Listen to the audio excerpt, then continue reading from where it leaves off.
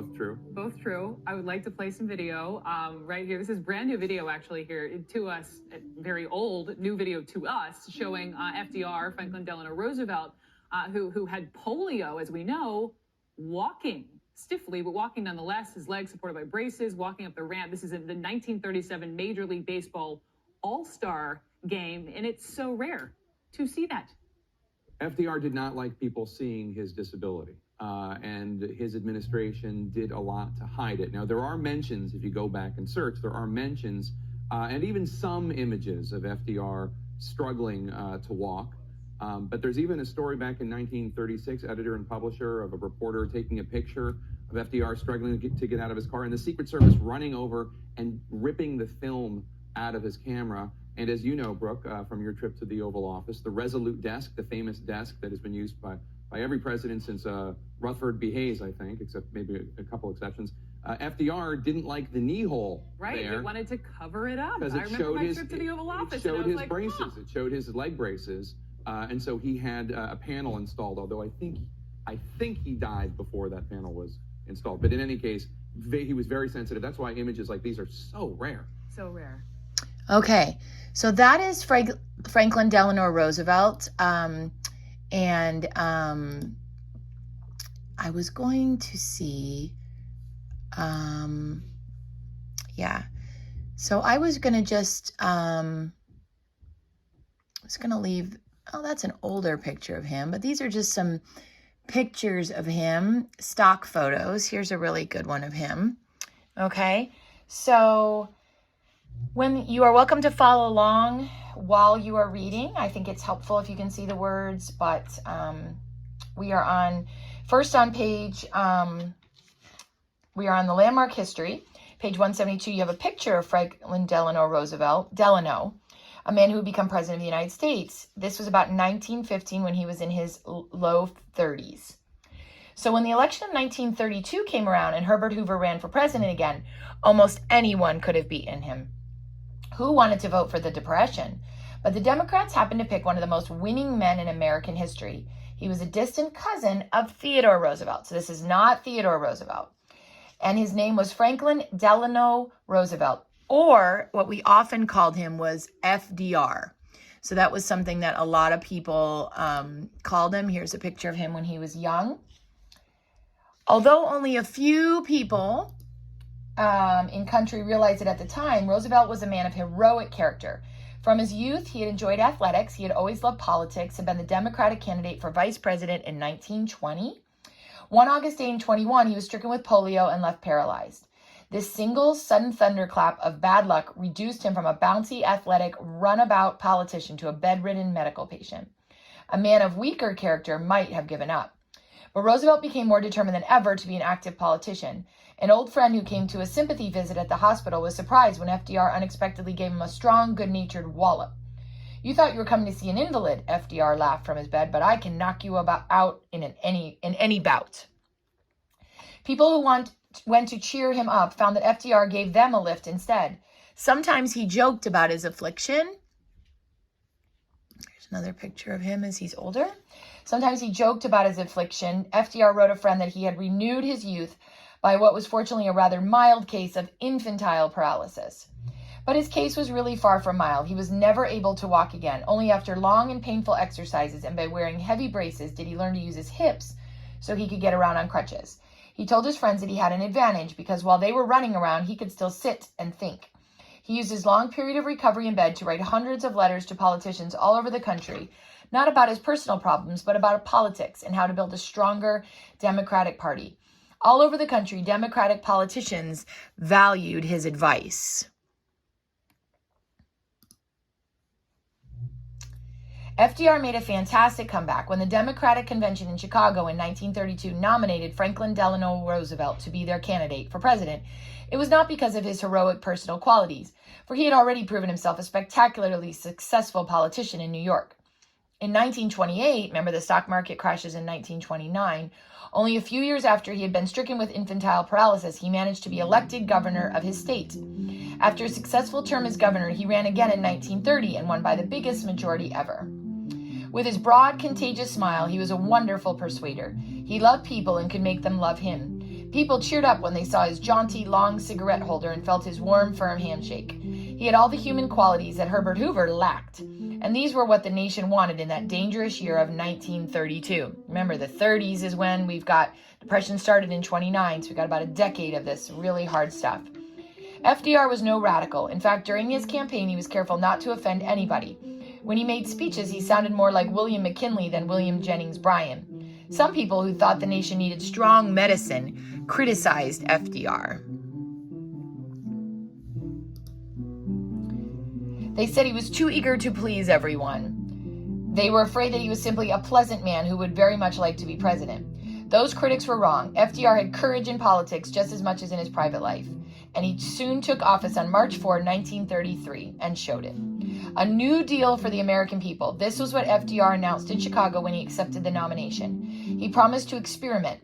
The nation and all its wealth were still there. He reminded people in his inaugural address, "We are stricken by no plague of locusts.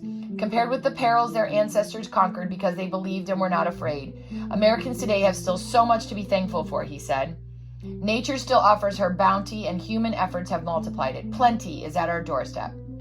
Roosevelt had faith that there were many new things the government could do. This is him, I think, as he's getting a little bit older. Here's a picture of him. The only thing we have to fear...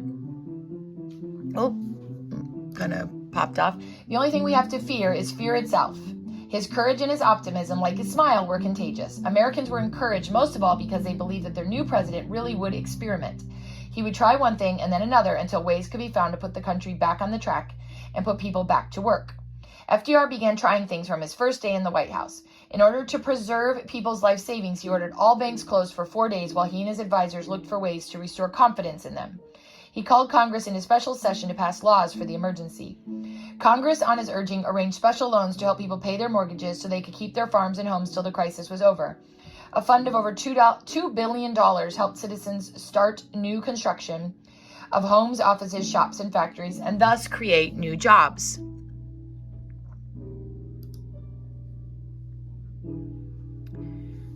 Okay, let me kind of go back here now to the public domain photos.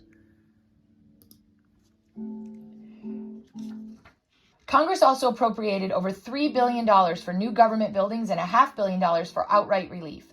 New laws guaranteed workers their right to organize into unions. New laws prohibited child labor, set minimum wages, and maximum hours. A new program sought to keep the price of crops higher than they would be if left alone. Some experiments were not successful. For example, the National Recovery Act, or NRA, was one of FDR's pet projects. The NRA was supposed to enforce new codes that representatives of businesses and labor in each industry would make. These codes aimed to keep prices and wages higher than they would be without the government interference. These codes were supposed to tell factories what they could manufacture, how many of everything they could make, and at what price. The NRA did virtually the same thing that big businesses had done when they were punished for fixing prices by monopoly. But the NRA said that antitrust rules did not apply. So it was basically forcing businesses into doing something. Small business owners objected. They said the big businesses were simply using the law to protect their own monopoly profits. The Supreme Court agreed with the little guys and declared the NRA codes unconstitutional. The court said Congress was trying to give away the power to make laws, but the Constitution had assigned the lawmaking power into Congress. Okay, we've got some pictures there in your book on page 174, and I'm going to come bring it over here in case you don't have it pulled up. So here we've got a picture, FDR mastering the modern democratic devices of press conferences and radio broadcasts. Here he is seen responding to a reporter's question at a press conference in the White House in 1933. And then here we have, besides formal press conferences, FDR conducted 30 fireside chats. These were radio speeches that he made sure to present in a direct, intimate style. His first occurred on March 12, 1933, just 8 days after he took office. These chats served a great purpose. They swayed public opinion and, perhaps more importantly, changed people's feelings. By 1938, when this photo was taken, FDR was completely at ease on the radio. And then here's Adolf Hitler becoming the effective dictator of Germany at the very same time FDR became president of the United States. Of course, that is going to be very, very bad. Hitler and the Nazi Party leadership were masters of pageantry and the manipulation of feelings in large crowds. Once Hitler acquired the powers of the state, he was able to silence his critics. But long before he had that power, he seemed to hold large millions in thrall. Here he is shown ascending the stairs at a typical, overwhelmingly large Nazi party in Buchberg, Germany in 1934. Okay, so most people thought FDR was making headway. By the end of his first term in office, there were fewer people without jobs. The country was looking up. When he ran again in 1936, and I'm on page 175, he was reelected by a bigger majority than he had enjoyed in 1932. All over the rest of the world, desperate people were handing over the liberty to dictators who promised them food and jobs in return. Only 10 years before FDR was inaugurated, Benito Mussolini and his gang of fascists had marched on Rome. Remember, we talked about that. Just briefly. I'm not sure that we talked about it a lot, but they seized the government, abolished democracy, and destroys the liberties of the Italian people, all in the promise that they would provide more and better jobs. In Germany, too, of course, the very month that FDR took his oath of office, here we have Adolf Hitler. We're going to hear a lot about him with his gang of Nazi thugs became dictator. Screaming slogans of racial hatred and fear. The Nazis destroyed universities. They used secret police. They tore millions of people from their homes and they threw them into concentration camps, murdered, robbed, and tortured. And we're going to talk a lot more about them. FDR had faith that it did not need to happen in the United States. He tried all sorts of experiments, democratic experiments, to restore hope and prosperity while strengthening American liberties. He consulted with business leaders, labor organizers, university professors, social workers, judges, etc. And of course, some people accused him of wanting to be a dictator, but he never lost his faith in democracy and in his ability of Americans to handle the unexpected.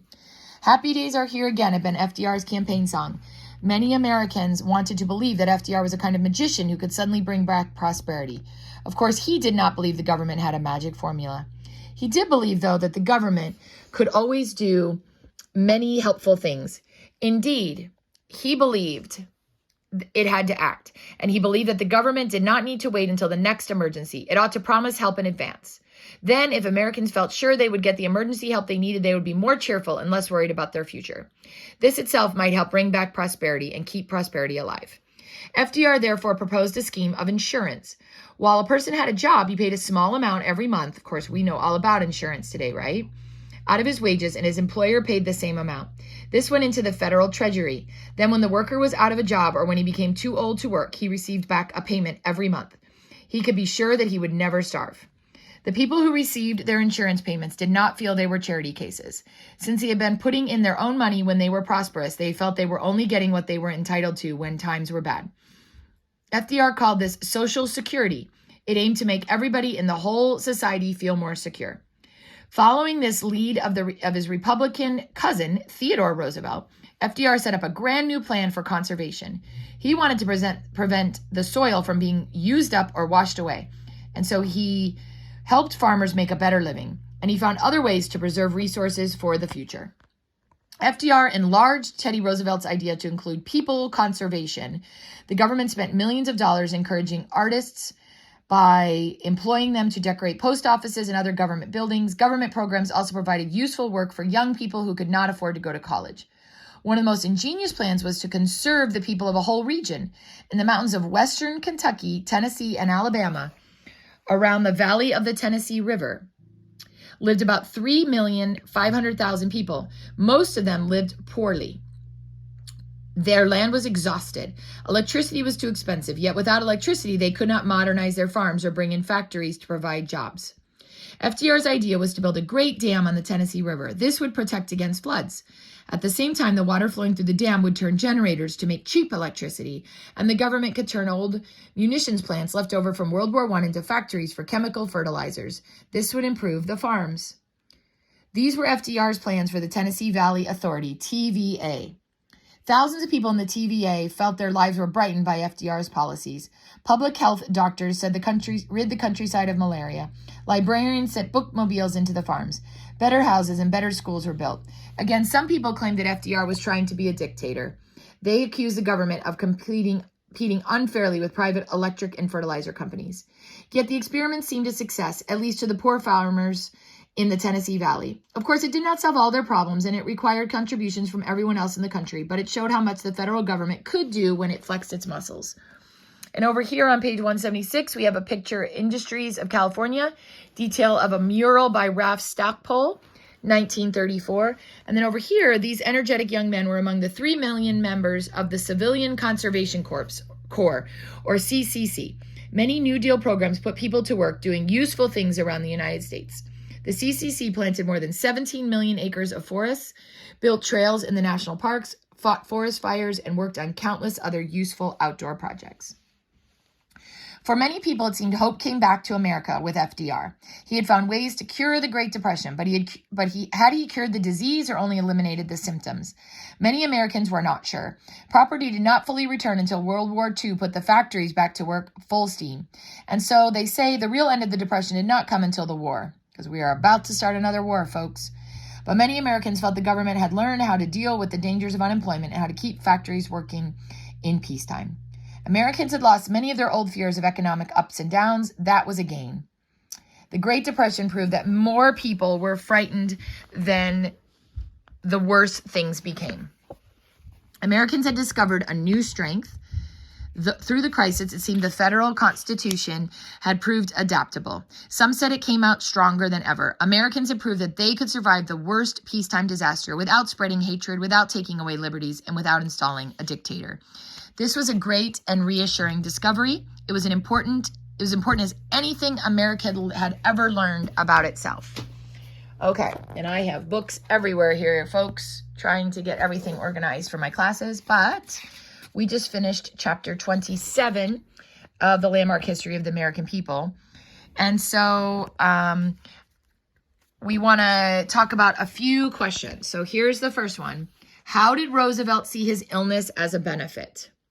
Okay, he said it gave him time to sit and think. Why did Roosevelt call for a bank holiday? So that they could basically sit and think and come up with ways to fix things. What kind of things did Roosevelt's National Recovery Act do? It was supposed to enforce new codes. It didn't work well, and the Supreme Court said it wasn't okay. But then he had fireside chats, which were supposed to kind of make him more personable and give faith to people. Roosevelt believed government should do all it can to take care of its citizens by setting up new government agencies and programs. And so he did that as well. Social Security was supposed to keep people from starving during tough times by having workers and employers pay money into a federal treasury. And the purpose of the TVA was to help impoverished people in the area by providing electricity and other services to improve their farms. And so that is everything with chapter 27 of the Landmark History of the American People.